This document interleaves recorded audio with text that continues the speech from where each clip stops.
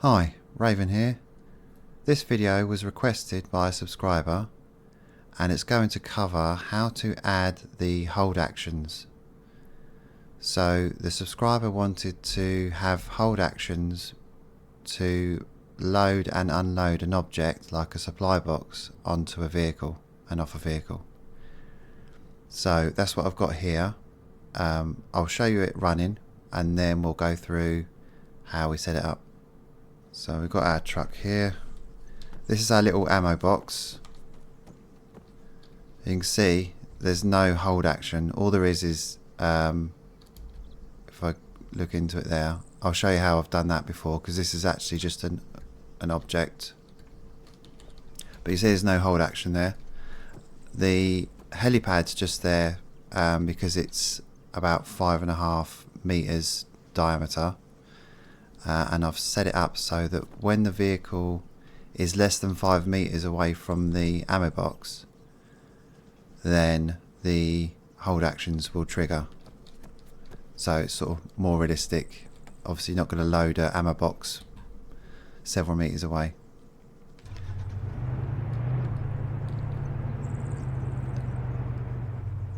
A bit more, there we go, it's about right. So the center of the truck is what triggers it. It's not the back of the truck as you would think, just so something to bear in mind. So now if we go up to the ammo box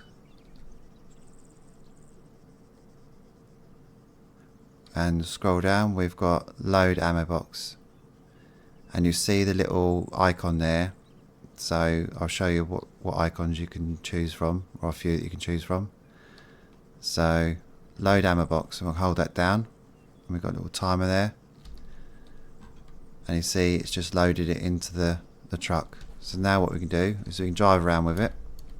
So this is pretty good if you wanted to maybe drop off supplies at different groups on the map. Let's just go over here, get out, go to the back. You see we've still got the ammo, but if we scroll down, unload ammo box, and you see it's got an unload symbol there. So hold that down, and you see it's unloaded it. And if we drive away again,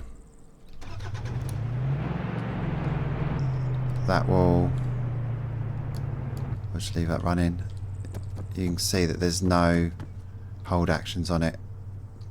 There's just the ammo, so interact with it, but no hold actions. So if we get the truck again, no, get in it please, thank you. Back it up to it, get out, and we got the hold action again. There you go. So now what we'll do is we'll go through how we set it up. Okay, so the first thing I'll cover is just how we get an object to be a supply box. So this little ammo box is just a normal object. What I've got over here is an ammunition supply box.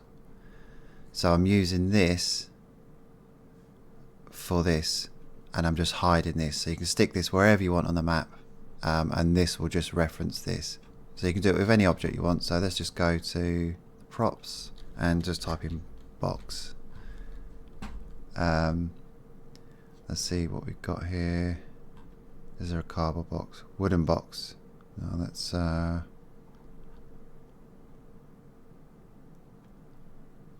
cereal box. Let's just try the cereal box. Okay, so we'll stick cereal box over here so we don't have to run too far. And all I'm going to do is grab the code from the ammo box. So I'll just grab that. I'll put this in the description. But for this tutorial, what I'll probably do is put the whole mission in the Dropbox, so you just download it. So cereal box, we'll paste that in there. Okay, and then so I'll just show you this is just a ammo supply box. I'm still selecting something else. There we go. And then equipment storage. See, it's got all this gear in there, and you can customize that, take out stuff that you don't want. So if I just play, we go up to cereal box. You see it's got ammo, and then we can get the ammo from the cereal box. Okay, so go back to editor. So all you have to do is copy and paste this into whatever you want to use, and the bit here in quotation, that is the bit that you'll see pop up. So you could call it whatever you want, you know, cereal box ammo or whatever you want. Now the only other bit you need to change is this bit here, OG ammo box, OG ammo box. So whatever you call your ammo box, or whatever supply box you use, you could use equipment box or med box if there is one. Just, that's whatever you call it there, you need to put in there, and that's it. That's how you you get any old object behaving as a supply box. So with that aside, let's go through the hold actions. So I'm in the mission folder, and we're just going to go through the hold action sort of loop, if you like.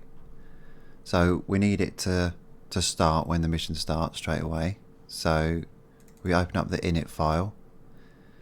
So the init, as I've said many times, the init is the SQF file that fires when the mission starts. So we've got one line here. So when the mission starts, we want to load ammo box 1 load trigger SQF. So let's open that up. So this will essentially fire. So this is like placing a trigger in the world, but by doing it with a script. And the reason we're doing that is because if we just use normal triggers for this, the hold action just doesn't go away. It's a bit annoying, but this is a way around it. So we're creating the trigger, and the trigger is going to be on the position of the ammo box 1. So obviously we want it around the ammo box. We're just telling the trigger that we're going to be using truck 1, so it's just saying, making it aware of truck 1. And then this bit here, set the trigger area, so that's 000, so it's just equivalent of putting a trigger down and not setting a size or shape to it. The important bits is the statement. So this first bit in between the quotations, this is equivalent of the condition that you would put on a trigger. So what we're saying here is, when the ammo box is not attached to anything and the truck is less than 5 meters away, then fire this SQF file. So this bit here in the quotation would be the equivalent of putting it in the on activation. So when that's conditions being met, fire this ammo box load 1. So let's have a look at that. Ammo box 1 load. Okay, so this bit here, we're now looking at the adding the hold action. So ammo box 1 is what we've called the ammo box. So everywhere where it says ammo box 1, you'll want to replace if you're calling it something different. And truck 1 is obviously what we've called our truck. So I've put little notes down the side here to help you. So a bit you might want to change is what you want to call the hold action. So I've called it load ammo box. It's pretty straightforward. The next two lines are the same, so keep them the same, and they are basically the little icon that pops up. So you can choose what icon you want to use. I appropriately use load vehicle icon, and on unload I use the unload vehicle icon. I have got some icons here for you, so there's quite a few there to choose from, and all you do is you just copy the address of that icon you want to use, and you paste it in here in between the quotations, and then that'll give you whatever icon you've chosen. So distance to target less than 3, so leave that as it is. So this is basically when the little pop-up will appear. So when the player's less than 3 meters away, it will pop up, and it's usually got quite a good figure. And the other thing that you might want to change is this 3 here. So you see I've put note, so it's the duration in seconds of your action. So to put something in the back of the car, I just put 3 seconds as a rough guess. But obviously if you're using a hold action to turn a light bulb on, then it's only going to be 1 or 2 seconds. If you're using it to maybe hack something in the world, then it might be 10 seconds. So just have a think about it. So when the hold action is complete, we then want it to execute this little script bit here. So we want the ammo box to be attached to the truck, and these values here are the offset of the attached to, and then ammo box set direction 270. So the reason I've done this sort of set direction is because when it attaches the ammo box to the truck, it attaches horizontally, and I wanted it turned around, which I'll show you in a sec. So these values here, this is something you're going to have to spend a bit of time working out, so it looks right, and I'll show you what I mean. So let's go back to Arma. So what we'll do here is we'll get a pole up, flag pole, and we're gonna grab the code off of that, and I'm going to put it in the flagpole. So because we're putting this in the flagpole, I'm just going to put this truck 1, and then what we'll do is we'll set these to 0, so you see what happens. 0.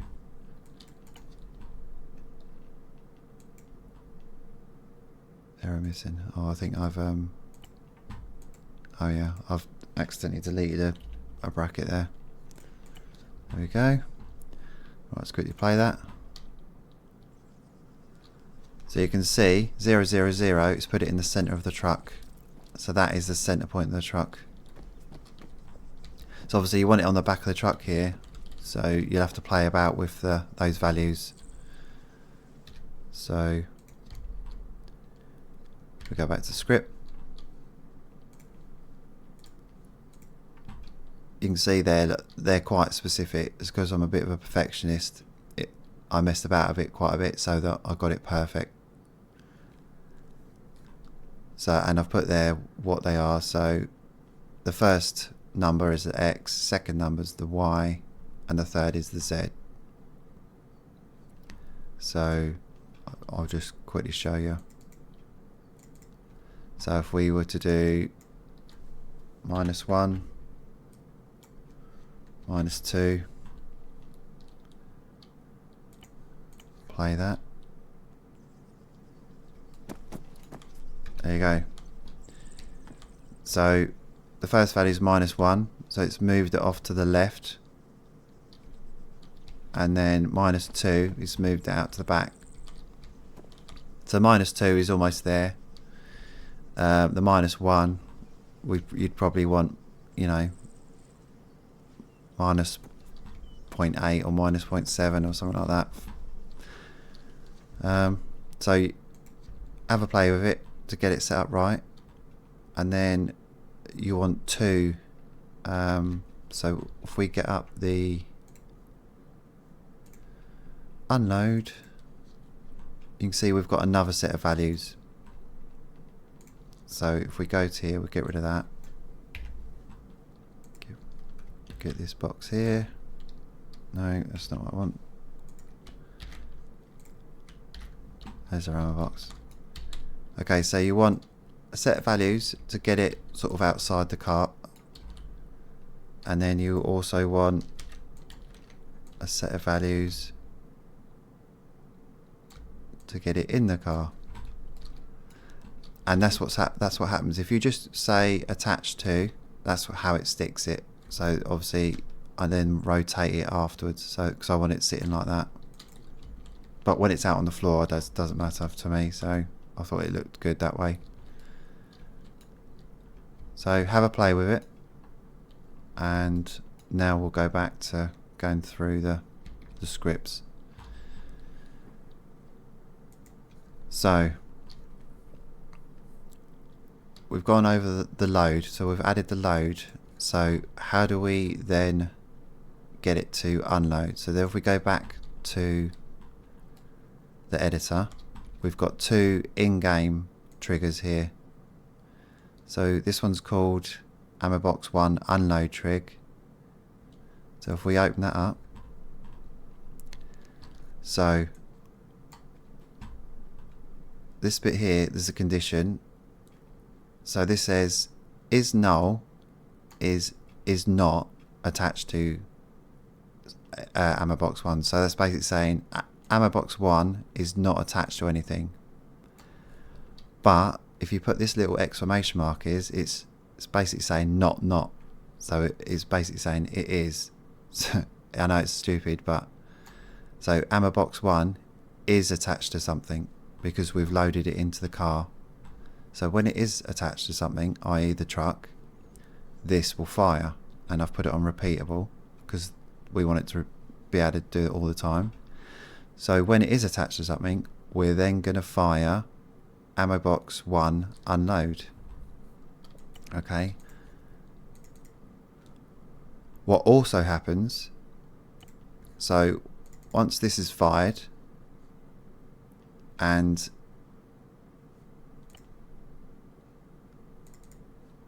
this is fired, because this will fire when the other trigger fires, Arma Box 1 unload trig fires, trigger activated, we're gonna fire this as well, Arma Box 1 reset. So they're the two we need to look at. So let's go to the unload. So it's the same as the load, but we're unloading it. So unload Arma Box. It's got an unload icon, and here the code's slightly different. So this time we're detaching the Arma Box, and then